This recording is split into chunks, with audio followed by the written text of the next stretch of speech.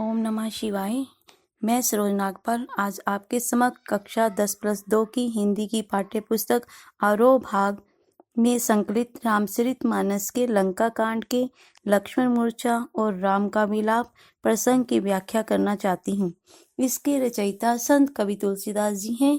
इस प्रसंग में हनुमान जी मूर्छित लक्ष्मण के लिए संजीवनी बूटी लेकर लौट रहे होते हैं और मार्ग में भरत जी अनर्थ की आशंका से उन्हें नीचे उतार लेते हैं। हनुमान जी तब भरत जी से कहते हैं, तब प्रताप और राखी प्रभु जेहो नाथ तुरंत। आपके प्रताप को मन में धारण करके तुरंत चला जाऊंगा। अस्कई आयसु पाई पद बंदी चलो हनुमंत।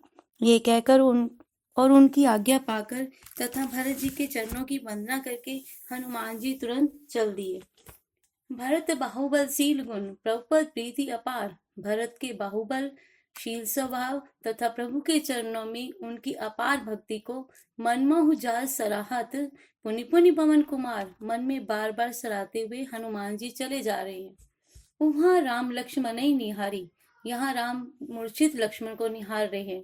बोले वचन मनुज अनुसारी, और श्री राम आम आदमी के समान वचन बोल रहे हैं। अर्ध रात भी गई कभी नहीं आयो, आधी रात बीत गई अभी तक हनुमान जी नहीं आए। राम उठाई अनुज और लायो, राम ने अपने छोटे भाई लक्ष्मण को सीने से लगा लिया। सकौ न दुखिल देखी मोहि काऊ, वह बोले कि तुम मुझे कभी दुखी नहीं देख सकते थे। बंधु सदा तब मृदुल स्वभाव, हे मेरे बंधु तुम्हारा स्वभाव तो इतना कोमल था। मम हित लागे तजयो पितु माता, मेरे लिए ही तुमने माता पिता को त्याग दिया। सहयो विपिन हिम आतप बाता, और जंगल में ठंड धूप तूफान आदि को सहन किया। सो अनुराग कहाँ अब भाई, हे मेरे भाई अब यह प्रेम कहाँ चला गया। उठो न सुनी मम बच बिकलाई, तुम मेरी व्याकुलता भरी बातों को सुनकर उठते क्यों नहीं। जो जन तेव बन बंधु बिछोहु, अगर मैं जानता कि वन में भाई का वियोग सहना पड़ेगा। पितु वचन मन तेव नहीं ओहु, तो मैं पिता के वचनों को यानी पिता की आज्ञा को कभी न मानता। सुत बित नारी भवन परिवारा, राम जी व्याकुल होकर कहते हैं कि पुत्र धन नारी भवन और परिवार होए जाई जग बारही बारा, ये तो संसार में बार बार मिलते रहते हैं और नष्ट हो जाते हैं। अस बिचारे जी जागो ताता, ये विचार करके हे मेरे तात यानी मेरे भाई तुम जाग जाओ। मिले न जगत सहोदर भ्राता, किंतु संसार में सगा भाई दोबारा नहीं मिलता। तथा पंख बिनु खग अति दीना, हे लक्ष्मण जिस प्रकार पंख के बिना पक्षी अति दीन हो जाता है, मणि बिनु फनी करी बर कर हीना, मणि के बिना सांप सूंड के बिना हाथी अत्यंत दीन हो जाता है। असमम जीवन बंधु बिनु तो ही, उसी प्रकार तुम्हारे बिना मेरा जीवन व्यर्थ है।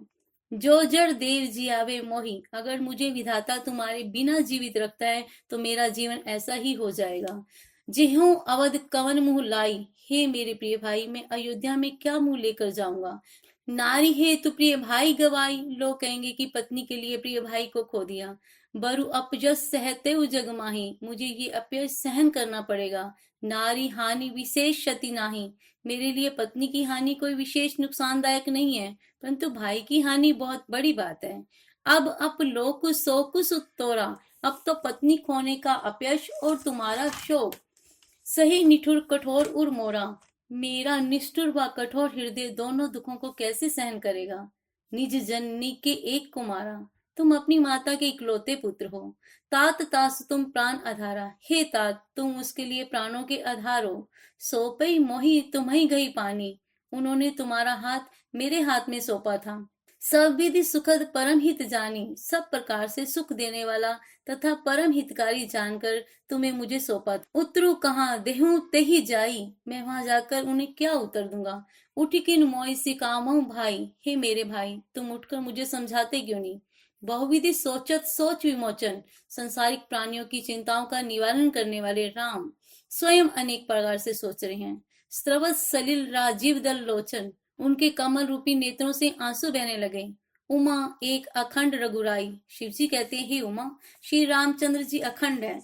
नरगति भगत कृपाल दिखाई, वह ही अपने भक्तों को कृपा करके नर लीला दिखा रहे हैं। प्रभु प्रलाप सुनि कान बिकल भय बानर निकर, प्रभु का विलाप सुनकर वानरों के समूह व्याकुल हो गए। आई गयो हनुमान, इतने में हनुमान जी आ गए। जी में करुणा में वीर रस, ऐसे लगा जैसे करुण रस में वीर रस प्रकट हो गया हो। भाव यह है कि हनुमान के आते ही शोक का वातावरण वीरता में बदल गया। हर्षी राम भेटो हनुमाना। हनुमान के आने पर राम जी ने प्रसन्न होकर उसे गले से लगा लिया। अति कृतज्ञ प्रभु परम सुजाना, परम चतुर प्रभु अत्यंत कृतज्ञ हुए। तुरंत वैद्य तब कीन उपाय, वैद्य ने शीघ्र ही उपचार किया। उठे बैठे लक्ष्मण हर्षाई, और लक्ष्मण जी हर्षित होकर उठ बैठे। हृदय लाई प्रभु भेटे भ्राता।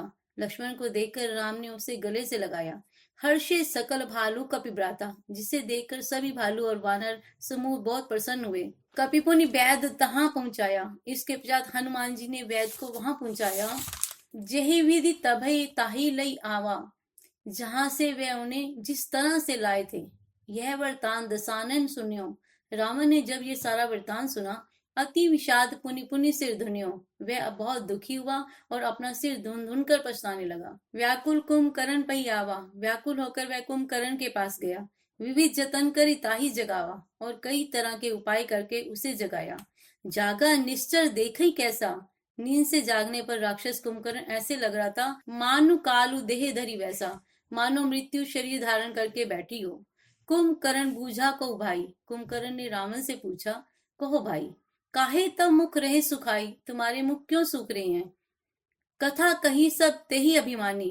तब उस अभिमानी रावण ने सारी कथा कह सुनाई। जेही प्रकार सीता हरियाणी, जिस प्रकार वह सीता का हरण करके लाया था। तात कपिन सब निश्चर मारे। रावण कहता है कि हे तात, हनुमान ने सब राक्षस मार डाले हैं।